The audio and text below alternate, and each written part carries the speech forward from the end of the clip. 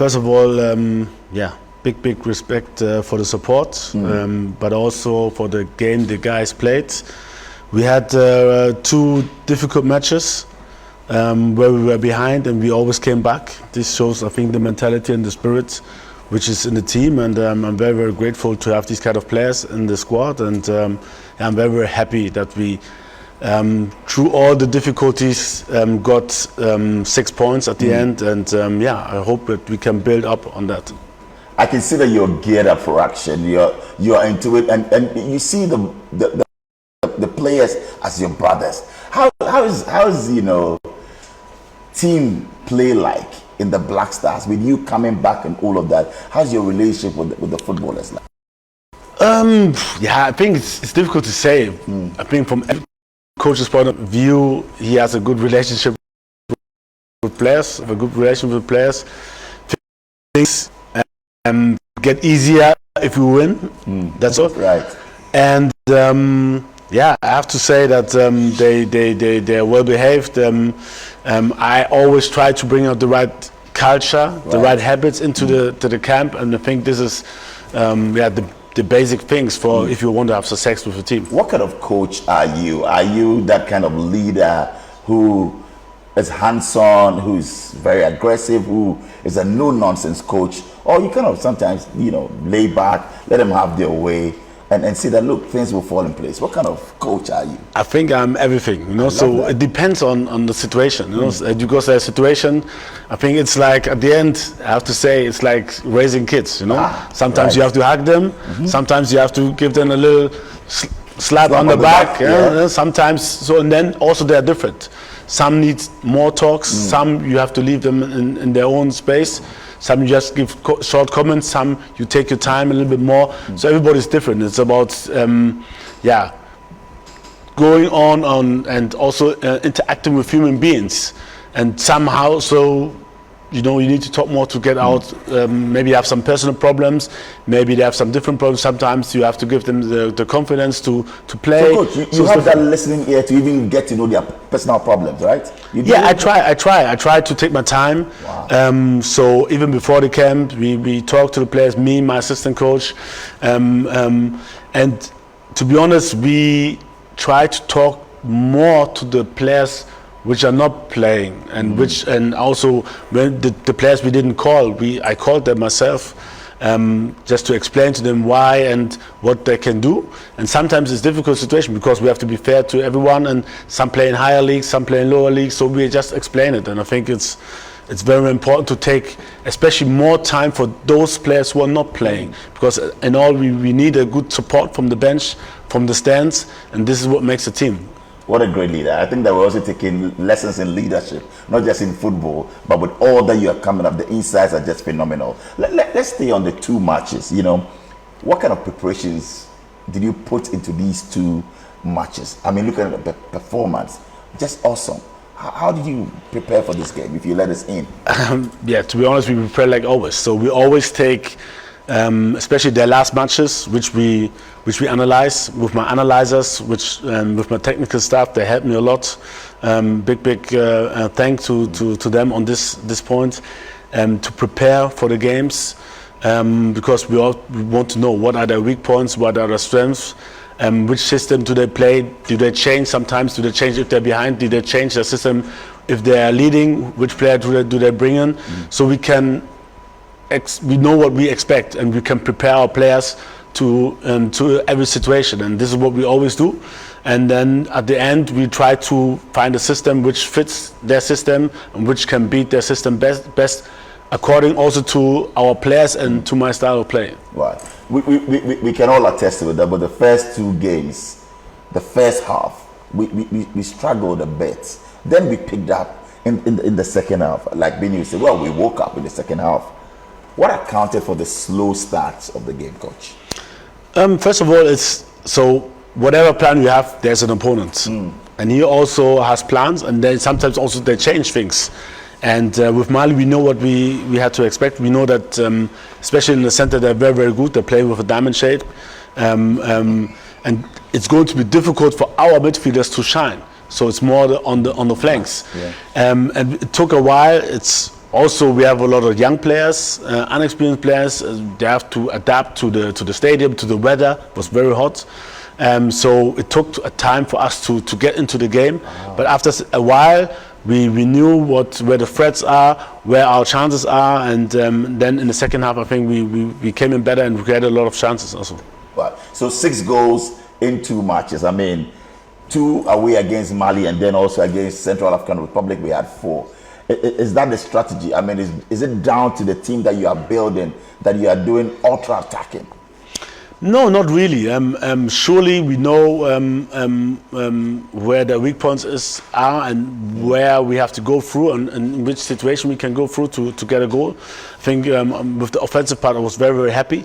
But this also starts at the defense, because with blocking balls, with winning balls, playing fast forward, or with distributing to the right channels for us to score goals. So everything is connected.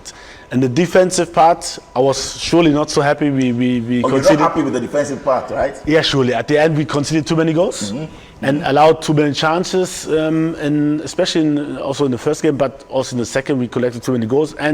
But this starts also with the offensive. It's the offensive part who should try to block long balls into a half, to block crosses, to stop them in their build-up. And so it's all a teamwork. It's not about, like, I'm not happy with the defenders. It's the whole team, and this is how we should look at it. I love that, and you're being fair and just saying as it is without fear of favor. Clearly, like you said, we conceded 5 goals in 2 games. Are we struggling with the defensive pair? I mean, at the back, what is your take on that? Is there a general lack of defensive discipline for the team, coach? No. So first of all, we conceded 4 goals, not 5. Okay. And I think, like I said, it's the whole teamwork. So we have to be more aggressive in the midfield, up front also, a little bit better with the pressing, so that we don't allow them to make these kind of passes like in the last game. But also, our defensive line has to learn from the mistakes they did, and it's a teamwork, and there we have to put our emphasis on to be better on that. I also, as a coach, my assistants, they have to help me the next time we meet. And also after the games, we talked about it, but the next time we meet to train it, to have patterns and to recognize patterns and situations and how to defend better. And yeah, hopefully they learn from it and we'll get better. Coach, will you say that these games have given you a fair sense with regards to the players to choose, and now you can confidently say, well, these are the positions that I want them to grow into? Will it be a fair assessment to use these 2 games? Not really. I know. I mean, most of the players, I knew them before, and we have been observing them the last 4 months. So we know what their strengths and weaknesses are. We try to help them to work together as a unit, because they come all from different places, and then also to work on the weaknesses, especially. And this is the hard part, because we just have like 1 week, 2 weeks preparation, and then it has to work. And this is the hard part, to get it in their heads and into their legs as quick as possible. It's not easy, but we keep on trying, and I know that with time we'll get better. I watched an interview, I think that after the match, and Jordan was saying that, well, over the years he's not really played where he feels that he should actually be and give up his best. And it's as if now he's doing, even at where he is and all of that, he's now in his full bed and he's giving up his best now. Is that what you also see now with where you played him? And yeah, I think, like I said it in the press conference before, especially offensive players are only judged by goals, but there's a lot of defensive work they have to do, and I think John did quite well the last year. Surely this is his favorite position, but I know that he can also help at the flanks or in the midfield, because he's good in closing lanes. He's very, very tactical, defensively disciplined. He has a good condition, and for that, it depends on the game wherever you need him. And I thought in these games we needed a number 9, but I don't know, like say when we play next year in Chad, where he's going to play. So it's difficult. Therefore, I have to analyze Chad first, see where I can use which player in which position. And for me, it's always more important that we win as a team. It's not about the individual player. It's about the team, and it's about where you put the players to do the best for the team. Sometimes John will shine, sometimes maybe another one who scored the games goals will shine, but It's teamwork. for me it's always teamwork. Fantastic thing that you've brought up. So it's not about where you're comfortable at playing or where you feel you will shine, but where, according to the game, each game to their own, where you feel that I will need you the more. Yes. Let's talk about the goalkeeping department as well. There was Bola, Ofori, Atizigi, and all of that. We keep shuffling them over the years. Tell us, who? I know you don't want to stick your neck out, but over the years you played Atizigi some more. What kind of goalkeeper do you look out for? What are the things that you look out for? Yeah, I mean, for me, always the to decide who's playing and who's not playing. So the basics are how are their performance in their club, and it's surely easier for me to judge on somebody who's playing.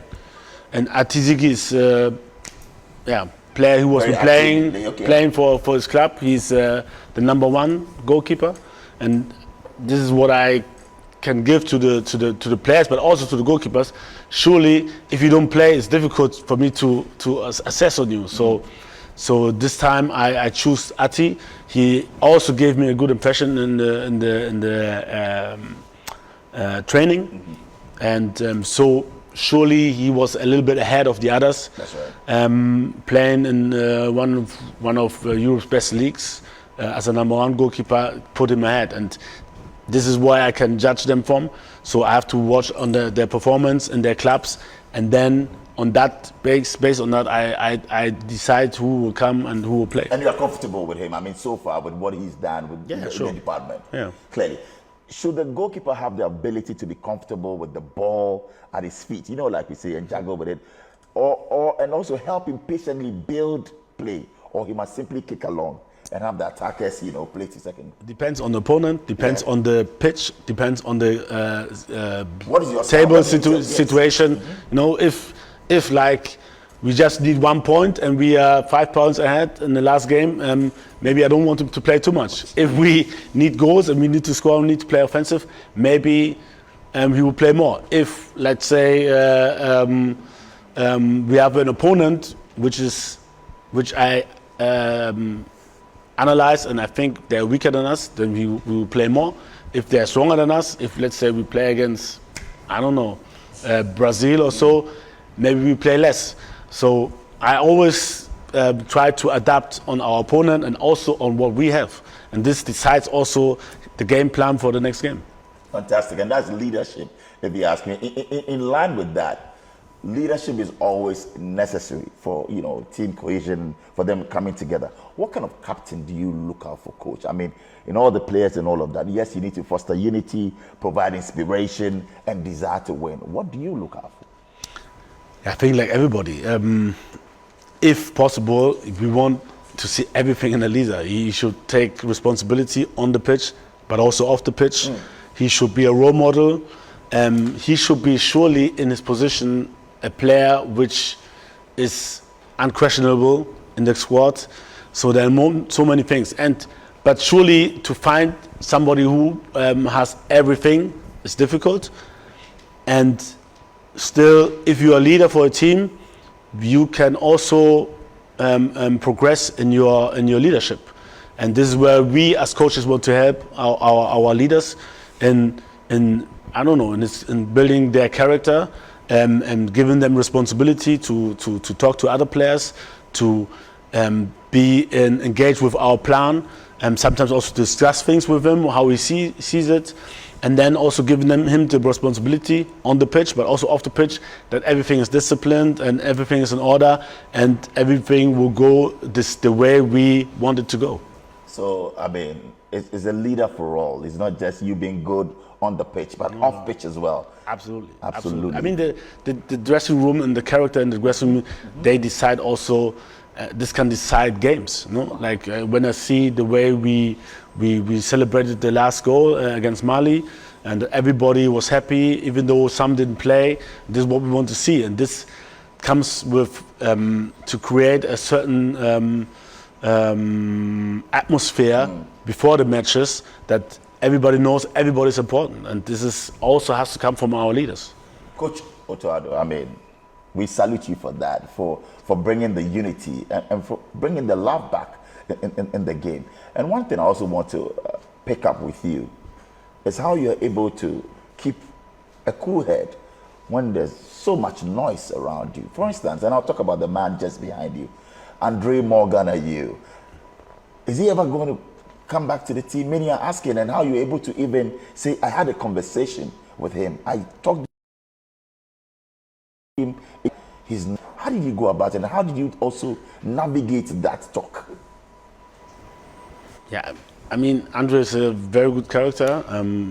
He's a player I always like to talk to, and surely this was a difficult discussion we had, but surely I had to make it, because when I watched the team, and I'm also thinking forward for the next upcoming 1 to 3 years, I had a lot of things in my head, and I discussed it with him.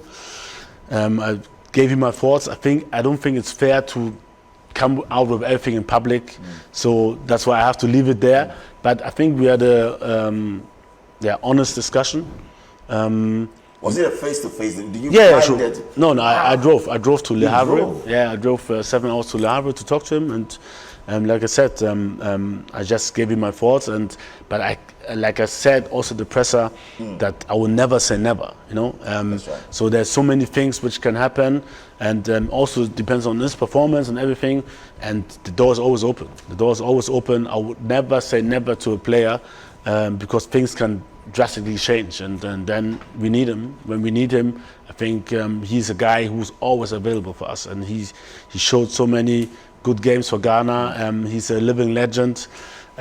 He's a guy who sacrificed a lot to play for the national team, and we also love, me as a player, I love these kind of players. But surely not only with him, also with a lot of other players who are not invited, I have to take difficult decision, and at the end my job is to do the best for Ghana and to do the best for the national team, and for this I have to take sometimes difficult decisions. So that was your decision. It's not as if maybe some political figures or football administrators were pushing you that drop they don't pick this player. That was solely your decision. Can you speak to that? Yeah, sure. Sure, it's my decision. Whatever I do here in the national team, surely sometimes, I mean, we discuss things with our technical staff, but on the decisions which we make for players and on the field, at the end, I have the last word. And if it wouldn't be like that, I would never come here. And I have to thank the GFA that they never interfered. They never interfered in my... They can suggest, but you have the final say. Yeah, but even I have to say, the president, he left me alone. They left me alone with the decision, and I think that's the best way it can work, because if there are too many interference in this and that, and I know it's not only a thing which happens in Ghana, and it's normal sometimes also like in Europe when president suggests this or that, but at the end the coach has to have the last word. This is for sure. And for me, I'm always surprised when people are asking me this and that, but me, I'm not that kind of person. If it would be like that, I wouldn't be here. You go? Yeah, sure. Interesting. You are a strong man, because looking at the Ayew brothers and who their father is, and even the love that you have with the bond, you know, being with him, and then his brother as well, Jordan, driving over to have that conversation. When you were going back to Germany, what was did you say to yourself that, well, is the mission fulfilled, or still you had some doubts and you weren't comfortable? No, I was very comfortable with the decision, but surely I'm a human being, yes. And I like him. I like him. I really, really like Andre, and is that one of the most difficult decisions that you've taken in your life? 100%, because it's, you know, to me, it's not only a player, it's also a little brother, like a brother, like a friend, you know, and it hurts myself. No, I know it will hurt him, and it's difficult. It's difficult to take this, and I know how it is, especially if you're an elder player and you've not been called. I've experienced this myself, but Coach, so I know what is going bringing him on board just to act as an inspiration to the team, maybe on the bench and all of that. You think that you didn't have a place for that? We thought everything out, and like I said, I can't really discuss about everything, but this is the decision we took, and I'm sorry, but I want to leave it. Sure, no, I grant you that. So I think that is fair. Let's talk about the players, called up and all of that. We should expect good football and not wins, right? You always said, is that your way of, dampening the expectations and parry away pressure from? Because you've said that we should expect good football. It's not wins. Can you explain that? This is my job. I think Ghanaians love good football, and this is my job to try and let them play to their strength. But this also, and this everybody has to be aware of this, it comes also with mistakes. And I know that when mistakes happen, we can also lose. If you don't want to play a good football, you just kick the long ball, you stand back, and then it's not nice. And if you even lose, then I think this is the worst. So we have to try and play, and I know these are the strength of every Ghanaian player. He wants to play with the ball. That's why they started. When you look on the streets, how the kids play, they want to play with the ball. They want to try. They want to go one against one. And this is my job to create these situations. But football, I know football as a player also, you can have 80% ball possession, you can try and score, and then there's a post, the goalkeeper will save, your opponent goalkeeper will make a lot of saves, and the goal doesn't go into the net. One counter attack and you lose. So I know this can happen. Even though maybe you played a good game, it can happen that you lose. It happens a lot of times and will happen in the future as well. Thomas Partey mentioned it to the Vice President, Dr. Baumia, in Kumasi, that, the state of our pitches, bad pitches in Ghana. What is your take on that? And how do they affect our game of football here in Ghana? For us, surely it will be better if we have better pitches, because we want to play football. And for this, we need better pitches. But I'm not an expert. I don't know in these conditions and I don't have the budget. I don't know nothing. But surely it will be better. But it's difficult to judge if you don't have the background information, and if it's even possible to create this better pitches, because also it has to be maintained. So a lot of money has to be put in that. And it's not easy. But looking at the state of football now, Otto Addo, do you feel that it is an SOS, call or situation? Is it something that is urgent, that we need to call on our leaders, that look, we need good training pitches? I think it has been addressed. Not even the last time we met the Vice President, Thomas addressed, but even before. And surely it's on the agenda. And I will be pushing for that, especially if it comes from the players. But also I think the whole FA and the sports minister, I heard it, and they will be pushing for that. And I hope that we can realize better pitches here in Ghana. Great. Once you mentioned the FA, I want to walk that, lane with you. Let's talk about the Ghana Premier League. Your sincere appraisal of the state of, the Premier League, the Ghanaian Premier League. I think it's very, very interesting. I was not, especially because I was not working for the FA the last 1.5 years. I was not too much into the league, but I see a lot of new upcoming teams. Samatex won the league. Yes. To be very surprising, and I'm really, really eager to have a deeper look into that league. Now, as I'm the head coach, I have more time. I'm fully working for the FA, so I have more time to have a look and analyze the league, and I'll do that. And I'm really, really curious to see the teams, the players more live. And then before I could just see a lot of video, or we sent, before when I was working, Didier Dramani was observing the league very, very well. Now John Pencil is observing the league very well. They're giving me reports about the players. They're analyzing, observing, and the games, and really, really good reports. But surely now I have the time also to look for myself and to get an impression of the league and players. You mentioned that is interested. And you mentioned Samatex, but were you surprised? Kotoko Hearts, the big teams have now, gone under, and then Samatex coming up, Dreams FC, and all of that. How does that make you feel? Yeah, I think there's something happening now. So it's also a sign for good work. because I don't know if they have the same budget as Haas or Portugal. This one, I don't know. I'm not into that, but it looks like there's a lot of good work being done outside of Accra, outside of Kumasi, and it's really, really interesting for me to see what are they doing, how do they prepare, who are the coaches to have talks that can give you some information about players, about how they play, about the character, about their setup, and will be really, really interesting to get deeper into these conversations. Coach, can you confidently assure us or tell us that you pick players from the local clubs for the Nations Cup or the World Cup? No, I can't, because I have to. No, at the end, it's about quality. Why? Okay. So I will look at the local league, I will look at Europe, at players, and then at the end we will see. But for me, we shouldn't always divide, like this is a local league, this is a European players or whatever. For me, the Ghanaian players and the best will play.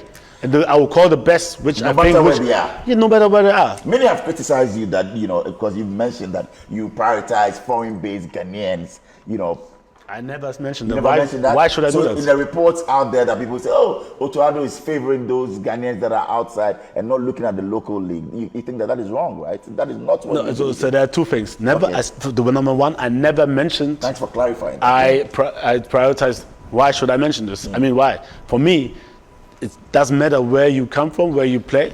If you're good, you're good. If you're not good, or maybe not that good, you're not. And it's always close decisions. It's not like it's very, very clear or this or that, because also it's difficult to analyze the conditions under which players play.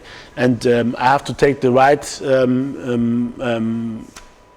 judgment on all the players, and I know how difficult it is to play here in Ghana, maybe on worse pitches and all the conditions with less money and everything. I know, so I have to take all these things in my consideration and about the call for the country. And for me, why should I leave somebody who I think is better than the other at home and maybe lose a game? It doesn't make sense. Right. So for me, I will take the best possibility for us to win the game.